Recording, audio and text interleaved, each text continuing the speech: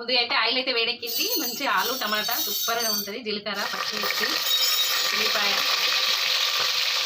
కరివేపాకు, ఇది వచ్చేసి ఎల్లిపాయ ఉన్న ఎండు కొబ్బరి, 2 లవంగాలు వేసేసి మిక్సీ పట్టిన చాలా బాగుంటుంది. ఇందులో వేసుకుంటే మొత్తం మంచిగా వేయాలన్నమాట.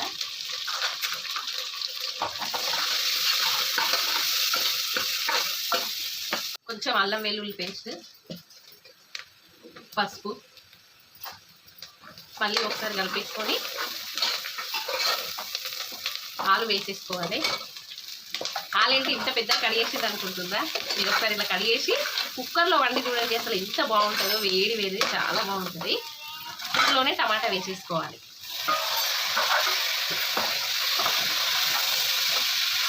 దీనికి సరిపడా మిర్చి పౌడర్,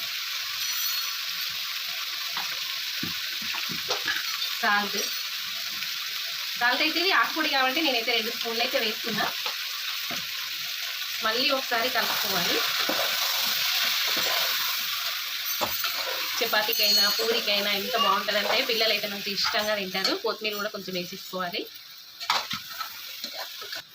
ఇప్పుడు వచ్చేసి వాటర్ అయితే వేసుకోవాలి. కొంచెం సూపుగా మంచిగా ఉంటుంది అన్నమాట.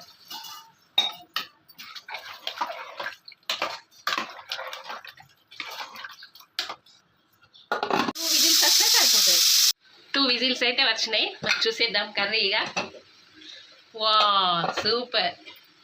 చూడండి ఎంత బాగుంటుందంటే ఆలు టమాటా మంచిగా ఉంటుంది. మంచిగా సూపుగా ఉంటుంది. ఇంత సూప్ అవసరం లేదనుకుంటే కొంచెం తక్కువ వాటర్ పోసుకోవచ్చు.